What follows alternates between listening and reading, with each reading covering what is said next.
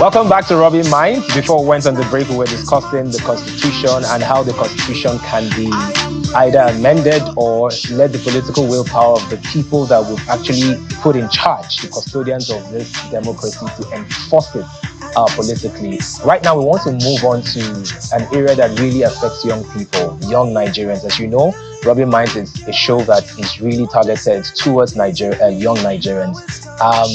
With the rate of unemployment in the country, a lot of young people are tilting towards content creation, and it has become one of the fastest growing industries and one of the fastest growing niches when it comes to entertainment. So to discuss streamers and content creators and how they make money, I have a media personality and YouTuber, Eric Newkid Okafor, in the studio. Welcome to the program. Thank you. Good to have you. Good to see you again. I can see your trademark is Yeah. Interesting. Also joining us from our Abuja studio is a writer and content creator in the person of Vera Chiamaka Obiajolo. Welcome to the program. Thank you for having me. Okay, so I'm going to start with you, Chiamaka. So first of all, tell us, how did you start content creation? What exactly is content creation? How are you a creator? Well, it's just like, how you see movie actors and everything. And I've always loved entertainment. I've always loved acting. And I remember when I was in secondary school, I was like, I'm going to go into this, but I didn't really know how to go about it. Then, after school, I remember I was in my hostel in the uni, I think my 200 level, and I used to watch so many creators on YouTube. I watch so many people on Instagram, and whenever I'm down, whenever I'm sad, I go on YouTube and I watch people, and I really love the content. I'm like, why can't I create this? Why can't I become a content creator? I mean, these people are doing it, and I just decided to start up my YouTube channel just for fun of it, just to create content. I didn't even know anything about, creating content on YouTube. I didn't even know how to edit my videos. I was just, let me just go with the flow. The important thing is just starting, just starting. So I decided to start, and I was learning how to edit on YouTube as well. I was also following so many other content creators, to learn from them. And I didn't even know my niche. I didn't know what niche was. I didn't even know anything. Just create. I'll just create. I'll even post. I remember I accidentally deleted one of my first videos because I didn't even know how to navigate my ways on YouTube. But I was just creating. I was still watching other people who inspired me. I was like, let me just keep creating. I was doing so many things. At the time I was doing motivational videos. Even though I needed motivation, I was doing inspirational videos. But I was just going with the flow. I was doing lifestyle vlogs and the rest of it. I was doing so many things until I finally found my niche. I'm very animated. I love physical comedy. So I was like, you know what? Let me just try this. Yeah, let me try physical comedy, relatable content, everyday activities that we go through. And in 2022, I started my YouTube channel in 2017, actually. But I was able to monetize in 2020. It took me so we're going to get to the business of things. My channel.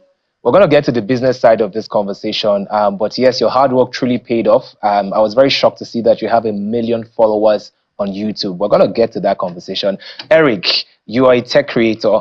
Also, you're very vast. You're not just restricted to tech. Yes. So how did your journey start?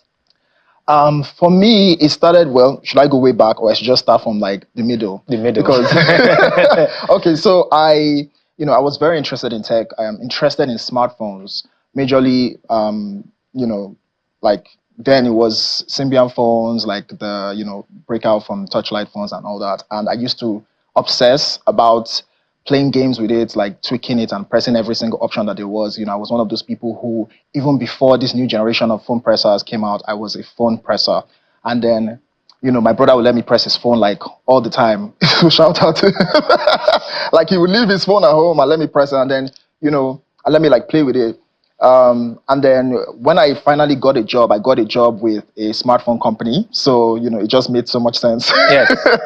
And then one day when a new product came in, we hadn't launched it yet. And my boss took his phone and then put it over my shoulder and sort of just recorded me opening the phone. And that was that is my first YouTube video. So if you check now, you see my first YouTube video is just me opening the phone and I didn't know how to edit. So all the mistakes were there. The quality was, there was no professional lighting. Yeah. but that was my first YouTube video, and that is how I got into creating tech content. And yeah, so far so good. This was 2015 when I started. Yeah, amazing. And now you're a multi-millionaire from content. Please. So now let's talk about the business of streaming, because it's also a concept that a lot of people have not been able to sort of grasp. Some people just create content because they really love it. They don't know there's a business side to it. So what are the multiple streams of revenue? How can one make money from the content that they create online?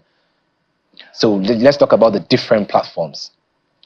Different platforms? Yes, and their revenue model. Okay, so far, the options that we have available to us in Nigeria is just, for YouTube, we have all the avenues, which is YouTube monetization, where they pay you per 1,000 people who watch your video. They have like super thank badges and things like that, where people buy. So just to show you that they're supporting you, they'll get a badge. When they comment, you see their badge on there, that kind of thing. We also have, on YouTube, we have other smaller streams of income, but the major ones are just YouTube monetization and the special thank, the special likes. Yeah, the special likes, super likes, that kind of thing. On Meta, that's on Facebook, same thing. We have monetization. We have monetization. I feel like that's the major one for Facebook, but we also have all those smaller streams where people do the super like, super thank, and I know that they don't call it the same thing, but it's basically does the same thing. For TikTok, which is more common, people give you gifts. They buy the gifts with money, and then you receive the gift. So even when you don't, even when you don't go like live and stream, people can still see your video and add a gift to you. So right now I have like gifts that I don't know where they came from. I just know that some people watch my videos and just give me money. It comes in form of like teddy bear, hearts, ice cream. That ice cream's so good. That's money, actually. The NPC character, yeah. Yes, because it was viral at some point. Yes. And I was seeing people's fathers, aunts, nieces doing the animated character. I was tempted to do the same. We see some celebrities do the same. Like, it's a culture. So it's not just about even getting money. It's just like, it's a whole, I don't know how to put it, but it's a culture on TikTok. One of the first things that you find unusual is that a lot of people go live and they get a lot of gifts, thrown at them. And then, the first time is a little bit disconcerting, but you eventually get used to it. For Instagram, I think they're starting soon, but so far so good. They haven't paid anyone in Nigeria on Instagram, like based on, super thanks, super like, or any kind of monetization on Instagram. So you will not be able to monetize. But when it comes to, as a personal brand, you always would get people hit you up on your DMs telling you to promote one thing or the other. That is a major source of income for a lot of Nigerians, because brands have adopted this as their main, they're part of their social media marketing. Yeah. Yes. Okay, now thank you for saying that, because I had wanted to talk about influencer marketing. Chiamaka, aka Chivera, you're very huge when it comes to influencer marketing. You've worked with several brands. Please take us through the process. How do these brands approach you, and how do you make money? Okay, well, it's all about building your brand and, making it, giving value to your viewers, and also the brand. The brands are watching. They're watching what you're doing. They're watching what you're putting out there. So you have to create contents that will make your audience actually, engage in your content, so that when you are selling something to them, they will actually buy. And these are things that brands look out for. You have to build your platform. You have to build your brand and make it sellable, actually, so that these brands will actually reach out to you and tell you, want you to sell this for us, because they are there, they're watching, they're seeing the engagement, they're seeing the comments.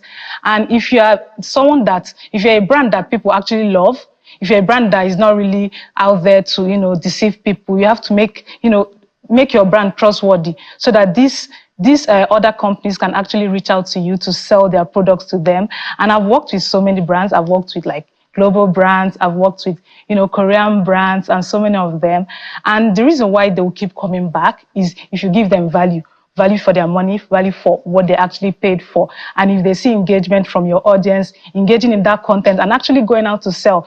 If so by your engagement, do you mean likes and whatever comments? you sell? Yeah, likes, comments, because you are selling likes, comments, even the conversions. Because sometimes so by conversion you mean what? And links and, affiliate links that you put on your, profile, and your viewers, your audience can actually click and purchase those things. So these are things that, all these companies look out for. So, and also engagement, because if you create a video of an ad and there's no engagement, or people are not saying, okay, let me check this out, brands won't reach out to you to actually, advertise for them. So it's very important to build this platform, build this brand, build an audience that will trust you and know that if you're selling something to them, they know that you're truthful about it. You're not going to deceive them or scam them or anything. So that's basically how you can, build a brand so that companies can reach out to you. That's amazing. That's amazing. Now, speaking of building brands, Jamak has mentioned creating engagement, having a very loyal audience that if you put a link, people can buy from that link. So the question now is, Eric, how can one grow that audience? Through consistency. I think building a community is all about consistency, showing up. So I did a video every day for a whole year, and that means that every day that my audience open their app, they are seeing my video. Wow. So when people know that, okay, you're going to show up again tomorrow, let me just ask this question so that maybe tomorrow you reply me. And this is something that I did too on YouTube as well. I use the comments to sort of build a community on YouTube. People are asking me for specific things, and I'm just like taking the most requested like videos, what they want to see, and I make that video, and they come, I'm like, yay, you made this video for me, and that kind of thing. And this is what building the community is about, feeling like, having like it's like you're in a room with best friends and you're gisting with them and just like having a good time with them. So it doesn't feel so much like work when you build a community, or like when you come in, post a video and go, like, the way that a very big celebrity would. Yes, so being a content creator. Why do I feel like that's a shade to me? But continue. So being a content creator is not exactly like that. So you need to show up, you need to reply comments, you need to like comments. Something that Yemi taught me was like, if I post a video today, I would reply the comments when I post the next video, so that people are going to, like, when they go to my page, you'll see that, oh, there are new videos there. So that's something that you can do if you're posting content every day, which is just a tip really from one of the OG YouTubers. Shout out to CME. So that's impressive. I mean, it all sounds good until actual implementation, because I know that one of the hardest things to do in this life is actually consistency, the ability to show up every single day. And for a lot of creators, especially young creators, Chivera, how do you think they can stand out in an industry that seems to be saturated? Because every young person seems to be a content creator now. Even my father has a ring light. That's how much everybody wants to be in content creation. So how does one stand out in such a saturated industry? Yeah, I always tell people to like have a niche. It's very important to have a niche, because it will make you, like, if people are following you or if they are coming to your page, they know what they are coming for. For me, I create relatable content, and if people are, following me, if they're coming to my page, they know that if they come back tomorrow, they're going to see relatable content. If you have a niche, then build that niche, build your audience, engage with your audience. I always tell people this: engage with your audience. Don't just post a content and leave. No, you have to reply comments, because me, if you reply me, I'll feel like coming back again to actually comment. Build that relationship, that nice relationship with your audience, so that whenever you post, they're going to engage, and it will be like a family, a community. It's very important to build a community. If you engage with your audience, you ask them questions, you know what they want. It's very important to know what your audience wants. You check your videos, you check your analytics, you know the content that your audience are actually engaging in. Create more content like that. From one content, let's say one of your content goes viral, you can actually recreate that content. This is what they're looking for. You are serving them. You're not serving yourself. If not, you'll just create content that we love. But this is for your audience. So when you build that relationship with your audience, it will make them to keep coming back, and they will keep growing, and they will even call their family members, their friends, come and see this. Because I always meet people, they're always like, I love your video. I showed your video to my mom. I showed your video to my sister. That's how you grow. That's how you build your audience and sustain that relationship and make them to keep coming back. And before you know it, your content will start going viral, because they have to share, they have to comment, and all those likes, share, they're very important in growing your content. So, yeah. All right. I'm taking huge notes. I would start replying my comments from now on. Eric, we see content creators buying cars, buying houses, and then people always question the legitimacy of their income. Is she really a content creator? So can you tell us specifics as a YouTuber? Let's even attack it platform by platform. So as a YouTuber, how much can a YouTuber earn for 1,000 views? As high as 40 USD, depending on the niche and depending on where people are watching from. So there are countries with high RPM, which is how much you get for 1,000 people who watch your ads. And if it's as high as 40 USD, that means that for, say, 100,000 views, how much would that be? So let's add 3 zeros behind 40. That's like what, 40K, right? Or is it? I think it's about $40,000. So yeah, and I see like some, high RPMs and some low RPMs. So it all depends on what markets and what country is watching your video. Usually, a lot of countries watch your videos. We have like maybe, for me, it's like 100 and maybe 190 countries. But like in, there are major countries like Nigeria. For me, it's Nigeria, Kenya, Ghana, India, and Pakistan, that kind of thing. But for some other people, it's UK, US, Ireland, Dubai, UAE, and that is that's like a high CPM. So if you want to get like a lot of money, you would, I guess at the end of the day, it's not just the niche, it's how much you appeal to a broader audience. Yeah, exactly. Because I've noticed it. And then why is it that the RPM for certain countries is sort of lower for the RPM for certain countries? For example, on YouTube, I do 2 contents, right? The dating show that I do, I have about 70% of the viewers out of Nigeria. And then the interviews usually have more Nigerians watching, about 70%. And I earn way less for more views for the interviews. For example, if I have 200,000 views on a Nigerian interview, my dating show just does about 20,000 views. I sometimes earn more money on the 20,000 views video than the 100,000 views. Than the 200,000 views. Why is that? Well, for me, this is what I think. Advertisers want to show a specific group of people ads, and whenever you're watching from your Nigerian IP in Nigeria, if you're living in Nigeria and you're watching a video, the kind of ads that you see are different from the ads that someone that is living in the US or UK is going to see. So at the end of the day, it costs a lot more. It costs a lot more for the advertisers to show the eyes of people in the UK compared to the eyes of people in Nigeria. This is like I don't know how else to put it, but it's sort of like for every one person that watches your video in Nigeria, advertisers don't pay as much as for every one person that watches your video in the US and UK in UAE. Yeah. Simply because of the purchasing power as well. Purchasing power is part of it, but at the end of the day, it's like, global brands, big budgets, and their market they are focusing on, the people who have money. So, which is, oh, wow. Yeah. That's a very huge shit to our country. Chivera, you are also very big on YouTube. Can you shed more light on how we can actually make money on YouTube? Okay. Just like I always say, it depends on your content. You have to create engaging contents to make people to keep coming back. You have to create engaging contents because if you don't create engaging content, the algorithm might not really push your content, because when people engage and when people comment and when people love and when people actually come back and subscribe to you, the algorithm will actually push your videos to them. It's work. That's how it actually works. What other countries do they watch your content? If you post a video. What other countries do they watch your content from? In India, Philippines, Indonesia, Kenya, Ghana, like so many, Nigeria, of course, but India and Nigerians, they are dragging the... So I noticed that most of the countries you mentioned are actually in Asia. Does it have anything to do with the Korean series that you do, the telenovela-related series that you do? Because we need to also really break these things down. So is that the reason why a lot of people from Asia are watching your content? Yes, that's why I said you should know your audience. If you know your audience, you know what they are coming back for. When I started that series, it just boomed, and I'm like, okay, people love this series, and I have to keep doing it. I started it. It was just like a one-time thing.